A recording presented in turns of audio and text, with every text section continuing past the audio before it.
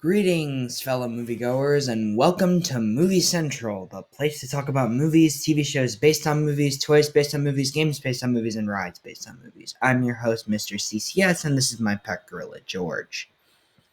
'Tis the season to be jolly, and surprisingly, I'm reviewing an appropriate movie for the season. Also, I'm trying to be more festive, hence the decorations and the Santa hat on me. But I'm getting off track. Let's cover a movie that is set around the holidays, and one that has a ton of reactions to it.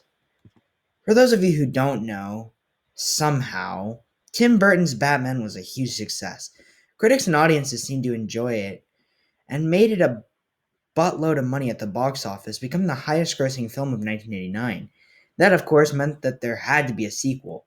Warner Brothers called Tim Burton and Michael Keaton back, but this time, they allowed Burton to go all out.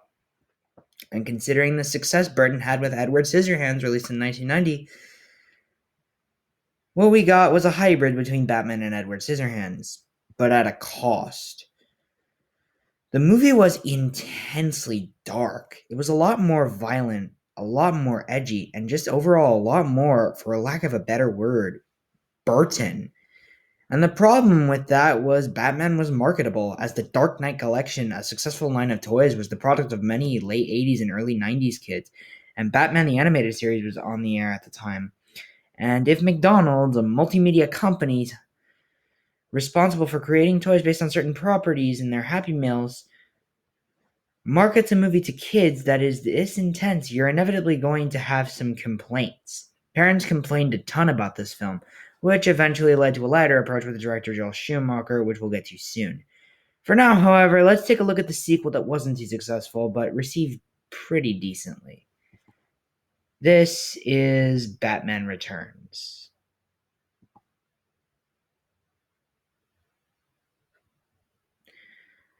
Set during the holiday season, the movie concerns the battle between three individuals: Batman, played again by Michael Keaton, in his second major crime-fighting event; Catwoman, played by Michelle Pfeiffer, a former assistant turned frightening cat-based burglar; and the Penguin, played by Danny DeVito, a terrifying, deformed man whose desire is to rule Gotham and to get revenge on the ones who wronged him with the help of an evil businessman named Max Schreck, played by Christopher "I Got a Fever" Walken.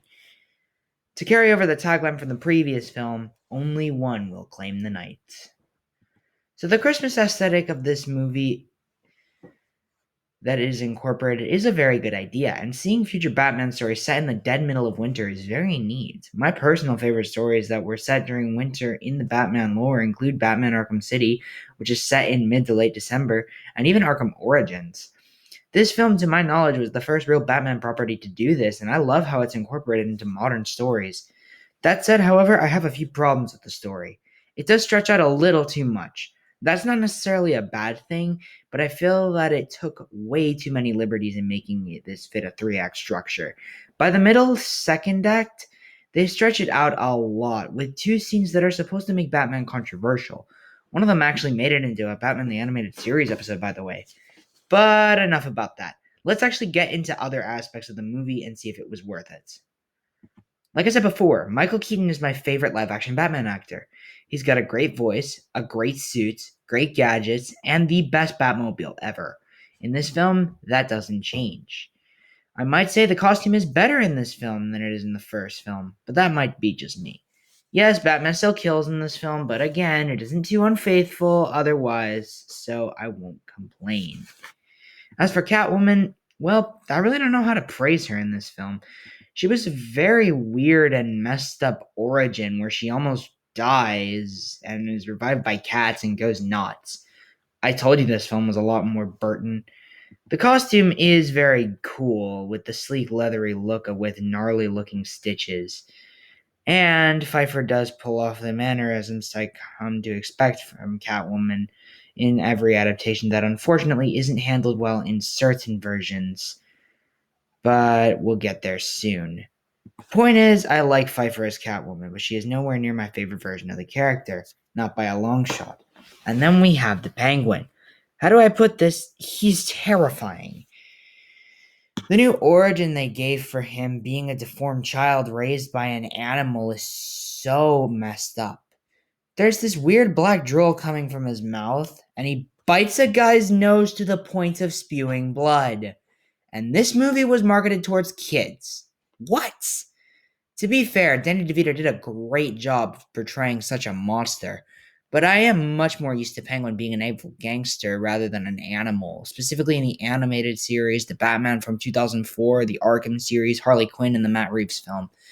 This version rubs me the wrong way so hard, and the reason why he isn't a bad character and I like him is because it fits in with this established universe and tone. So there you go, and he's also better than Burgess Meredith as well.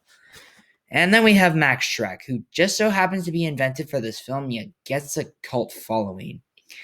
I mean, the YouTube creators at Channel Awesome gave us what their Batman universe would look like based on Burton's vision. Link in the description for the current amount of videos below. And Chip Schreck, Max's son, who barely has a part in this film, is one of the main villains of their Batman and Robin story, taking on the alias of the Blight from Batman Beyond. So needless to say, the reason why people like Shrek is because there are fans reviving who his character was and what he stood for. And folks, that's my 2 cents on the characters. They serve their purpose to the story, but I don't know what else to say. That being said, I really love the look and cinematography of this movie. Bringing back the dirty aesthetic of Gotham City, yet adding a blanket of Christmas to it, quite the genius move on distinguishing this film from the first one. Once again, I love the effects they use. The choreography for fights, pyrotechnics, the Batmobile, it's all spectacular to look at.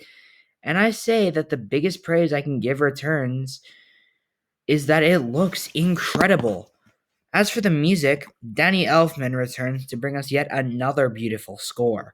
While not as powerful nor as good as the first film's score, I do appreciate the effort Elfman brought to the table, and I give him nothing but endless praise. And as for the action, there isn't much of it. As a matter of fact, this is more of a character-driven film, but the action scenes are sprinkled in appropriately, and they are a ton of fun. The hijacking of the Batmobile was so good that they put it in the animated series, despite being an animated series idea in the first place. The opening action scene is also a ton of fun, and every tango Batman has with Catwoman is also a ton of fun to watch. So yeah, overall, I like Batman Returns. I don't think it's as good as the first film, but I certainly had a good time while watching it. I'd say check it out if you're a Batman fan. Check it out if you are a Batman fan and if you really like dark gothic films. I'm going to give this one a 9 out of 10. Not perfect, but still pretty fun. Well, that's it for this review, and that's it for 2022. The next time I review, it will be in 2023 with a review of a great animated series. I teased it back in June, and now you're going to see what I think of Batman the Animated Series, which will be spread over 4 parts. So stay tuned for that when I come back in January. But with that said, my name is Mr. CCS, this is Movie Central, and that, my friends, is a wrap. See you next time, and happy holidays.